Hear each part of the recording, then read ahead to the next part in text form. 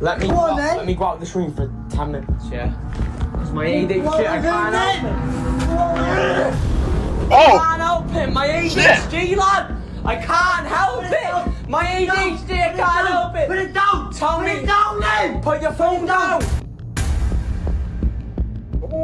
I got up to death because she pissed me off, yeah? You have to watch who you hang around, bro. Like, I don't care, bro. Because it might just cost you your life picking the wrong friends, bro.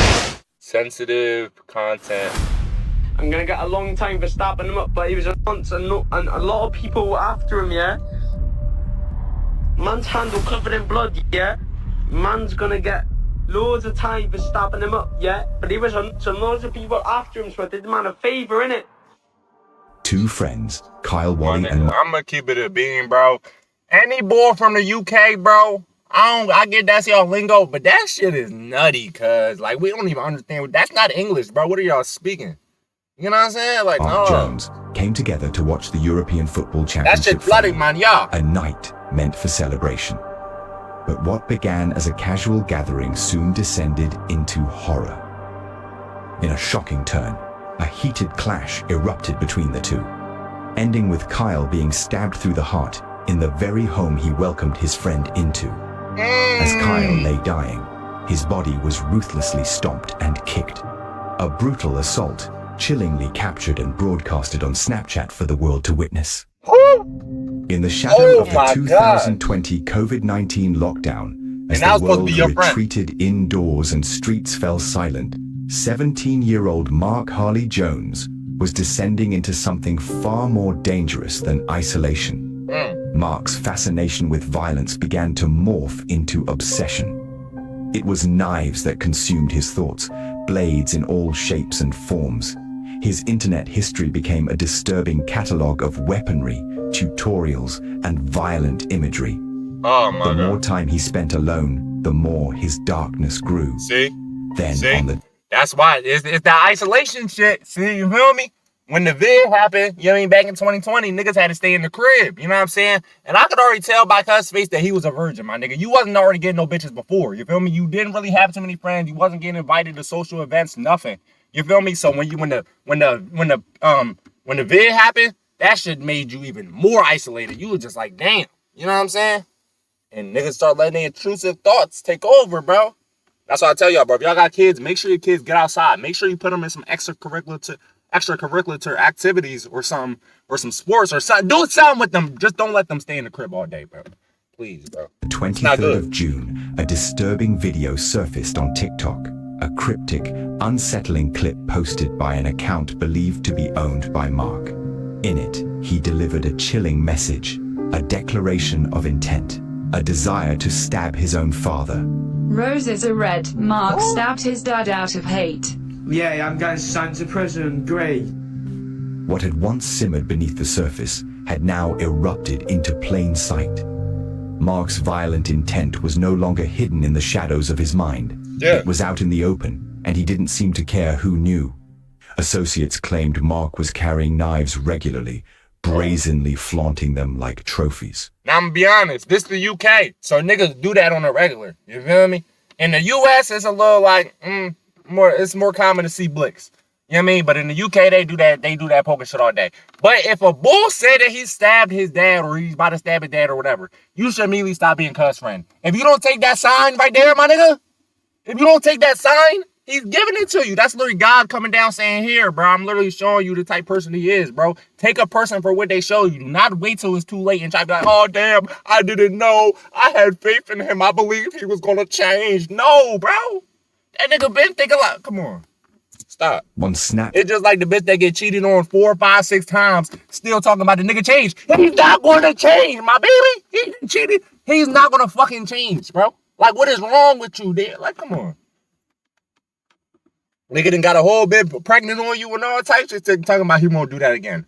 All right. Chat. He would post chilling clips, posing and brandishing blades with a disturbing sense of pride. The warning signs were no longer subtle. They were sirens. A violent act wasn't just likely. It felt inevitable. The countdown to something terrible had already begun.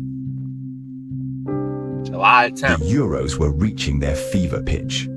Despite Wales not making the finals, their neighbor, England, had made it, and across the border, excitement still buzzed through Welsh towns and cities. For many, it was more than just a match.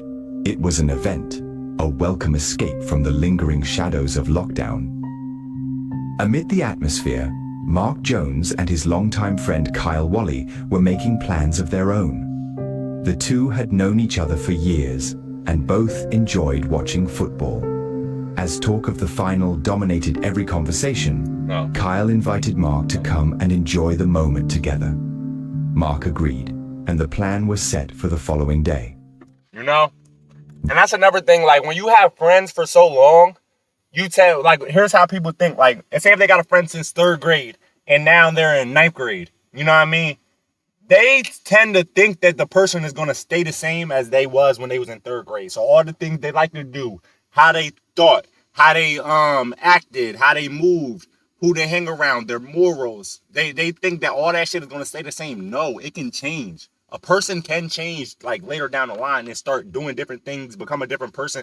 Like, them niggas that be drilling and smoking 10 different ops and 12 different ops in a day, you think they was always like that? You know, bro, them niggas was probably 6th grade. They probably just like basketball or some shit. Until they got in 9th grade and they homie died, then they turned to a demon. You know, like, people can change, bro. So you can't, like, no. When you see the signs, bro, take it for what it is. But then, everything shifted. Out of the blue, Kyle received a series of disturbing Snapchat videos from Mark. The tone was dark, unhinged. In one video, Mark claimed he was going to kill Kyle. In another, he said, almost casually, that he was going to cut Kyle's ear off on the day of the match. For most, these would be unmistakable signs of danger. But Kyle, having known Mark for some time, had grown numb to his erratic outbursts. What you mean? He chalked it up to more of the same. Just another twisted joke from a troubled friend. My nigga, who jokes like that? Tell me one nigga that jokes like that. Tell me. You can't, bro. What the fuck? Oh my God. Man, that is not a joke. Jokes is like, alright, like some harmless shit, like, alright, I'm gonna smack the shit out you. That's a joke. You know what I mean? I'm gonna shoot you in your shit is not a joke. You get what I'm saying? That's a threat, my nigga. You better take that. Don't take that lightly, bro. He didn't take the threat seriously. The plan was still going ahead.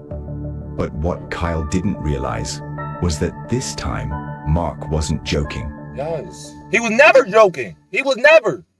It's match day and the excitement was in the air, but so was something else. Something brewing beneath the surface. Kyle and Mark had been in touch all morning, casually checking in. Their messages light and familiar. As part of their plan, they'd stocked up on drink, preparing for a day that was meant to be about laughs and letting loose. By the afternoon, Mark... You know how they say every joke got a little bit of truth behind it? This joke had a lot of truth behind it. He was never joking in the first place. You know, he was covering it up as a joke. A nigga say some shit, even niggas that hate on you, they'll say some hate shit and then laugh about it after just to cover it up. Like, you know what I mean? You never gonna be nothing in life. That nigga was dead serious, bro. He really don't, you know what I mean? Come on. Jumped on his bicycle and pedaled the 2 miles to Kyle's flat. Nothing seemed out of the ordinary. Not yet. Inside, the two settled in. Drinks were poured. The atmosphere relaxed. But as the time passed and the bottles emptied, something shifted. Mark's demeanor began to crack. His laughter turned sharper. His glances colder. There was a serious problem, and Kyle could now feel it. Yeah. Oh, now you can feel it. When that liquor, yeah, nigga, that liquor came out. Mark was no longer just acting strange. He'd crossed a line. With fury in his voice, he began threatening Kyle, brandishing weapons with a volatile mix of menace and instability. Panic surged through Kyle. His instincts kicked in. He grabbed his phone and started messaging friends with desperate updates about Mark's unraveling behavior. He needed help, fast. But even with fear rising in his body, Kyle didn't completely back down. Okay. Something in him refused to cower. Yeah. Maybe it was adrenaline, maybe pride, but he stood his ground. Yeah. And that's when everything exploded. Words turned into shouts. Threats turned into chaos. Inside that small flat, all hell broke loose. Come on. You better stand your ground, Kyle. We not doing that, bro. Beat that nigga ass. Go on. Let me go out this room for 10 minutes, yeah? Because my ADHD, I can't help it. I can't help it. My ADHD, lad. I can't help it. My ADHD, I can't help it. Put it down. Tell me. Put it down, then. Put your phone down. Put it down. Put your phone down. This nigga talking about his ADHD. He blaming it on the ADHD, bro. Oh my God, he trolling you at this point, cuz. He got stabbed up to death because she pissed me off, yeah? You little yeah? You little dickhead, you little Right, man stabbed up Kyle Wally, yeah, for being a yeah? Man's gonna get sent to jail straight away, I get me. I told you that, yeah? What the? I'm gonna get a long time for stabbing him up, but he was a and a lot of people were after him, yeah? Man's handle covered in blood, yeah? Man's gonna get loads of time for stabbing him up, yeah? But he was a and loads of people after him, so I did the man a favour, innit? Man's covered in hands still, innit? For murdering a ting, innit? But it's worth a ting, innit? Because man was a so he got splashed up, innit? As the attack erupted, Kyle was still on the phone to a friend who was trying to make sense of the madness unfolding on the other end. That friend heard it all. The struggle, the shouting, the chaos. But it wasn't just one person witnessing the horror. Mark was broadcasting the attack live on his Snapchat story. Dozens, maybe hundreds of people saw it. Panic rippled through the viewership. Messages flooded in. Emergency services were contacted from all over. Strangers and friends alike begged someone, anyone, to get there in time. Damn. But they were too late. See, that's what By I'm the saying, time bro. help arrived at Kyle's flat, the damage was done. I just want y'all to take this as a lesson. That's all I want y'all to do. You have to watch who you hang around, bro. Like, I don't care, bro. I don't like... Because it might just cost you your life picking the wrong friends, bro. And it don't got to be them. It don't got to be them to end your life, bro. It could be somebody else to end your life. It could be you was hanging around the wrong person, and they had this problem with this person, and the person ended your life, and you know what I mean? Or the friend ended your life, and it could be so much shit, bro. Like, bro, just make sure y'all around genuine people. Like, on a serious note, make sure y'all around genuine people that you know is good people, you know what I mean? Got good morals, bro, and they gonna do nothing to you, bro. You know what I'm saying? Because even you could even be around a secret hater, bro. You know what I'm saying? But what I always say is with time, people will show you who they are, right? You know, at the beginning, you might not know because motherfuckers always going to act like they pretty perfect. You know what I mean? They ain't do nothing wrong. They the most perfect person in the world at the beginning. But if you hang around somebody long enough, you'll start to see the little signs they're showing them. They might say this slick thing, or y'all might get mad at each other. They might say this. You know what I'm saying? You know, you can tell a lot about a motherfucker when they get mad about what they say and shit. How about it? You know what I mean? So y'all got to take that, bro. Be saved. Mark didn't get far. As the sirens wailed in the distance and the streets lit up with blue lights, police were already closing in. Tips had flooded in from every corner. Calls from those who had seen the Snapchat story. From Kyle's panicked friends. From horrified strangers who couldn't believe what they had witnessed. He was swiftly apprehended, his hands still covered in blood. Man, he don't care. But when questioned, Mark wasted no time trying to twist the narrative. He claimed it was self-defense, that he had wrestled the knife from Kyle, that he was the victim, not the aggressor. The police weren't buying it. That story crumbled quickly under the weight of evidence. Come on, man. Then came another claim, that Kyle was a sex offender and that Mark had acted out of some warped sense of justice. Nigga, what? My nigga, what? Even if that was the case, nigga, that don't make it right. That don't make it. You can't just go end somebody's life because they're a sex offender, bro. Like, what?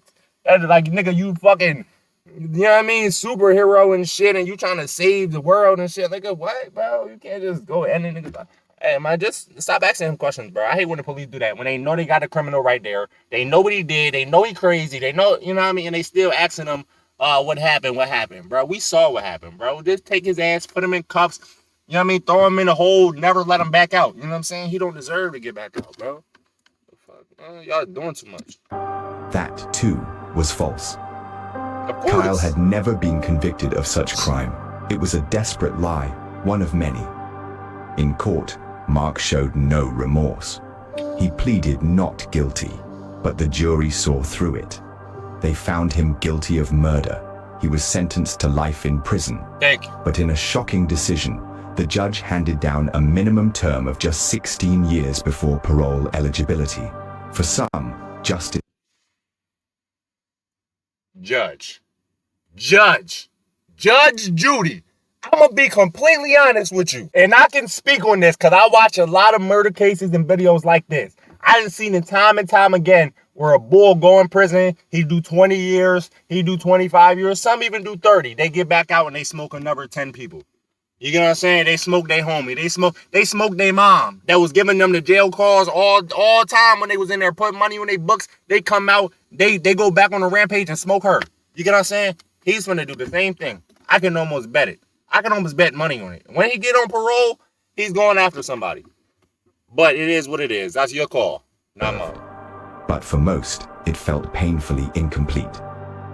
During sentencing, the court heard how Kyle had struggled with serious mental health issues, a detail that may have influenced the court's decision, though it offered little comfort to those left behind. Kyle's life was cut short in a moment of senseless violence. His final hours marked by betrayal, fear, and a desperate cry for help that came too late. Those who loved him are left with memories, unanswered questions, and a justice system that many feel failed to deliver the weight his loss deserved. Crazy. Cause that's one thing to get your life ended by your op. Like, you already expected that from him. You knew that nigga hated your guts. You feel me? So that's kind of expected. But for your own homie who you thought was like this with you, you know what I mean? You thought you could tell this nigga everything, you feel me? Y'all share secrets together, da-da-da. And for him to take your life, that's a different type of feeling, bro. I'm not gonna lie, bro. You be in the afterlife fucked up like, damn, bro. Looking like, you know what I'm saying? We don't know what happens in the afterlife, but say we get to like look back on our life and our whole life story and how it all played out. You looking back at that joint, you just like, damn, bro. How did I trust you? You feel me? I know that's a different type of hurt. That's a different type of pain, bro. I'm not gonna lie, bro. That's why I always say, bro, just watch who y'all hang around, bro. That's all I say. That's all I want y'all to do is take from this video. Just watch who you hang around, gang. Make sure you're around good people, bro. Don't just trust anybody, gang. And if they show you signs, get the fuck away from them, bro. I don't care if it's your girlfriend. I don't care if it's your friend since 2nd grade. I don't care if it's your cousin. I don't care if it's goddamn teacher, nigga. Your goddamn coach, nigga. I don't care, bro. People out there is weird. And it don't have to be like they take your life. It could, bro, it be all types of weird shit going on in this world. It be all types of girls that grow up in church and they pastor that they had for 14, 15 years try to do something with them and all that. You know what I mean? All types of weird shit, bro. You just can't trust people like that, bro. Let's get away from them. Hey, man, that's the end of this video, though. If you enjoyed, go ahead, leave a like, go ahead, drop a comment down below, subscribe button, turn on both notifications, and we gonna catch y'all in the next one.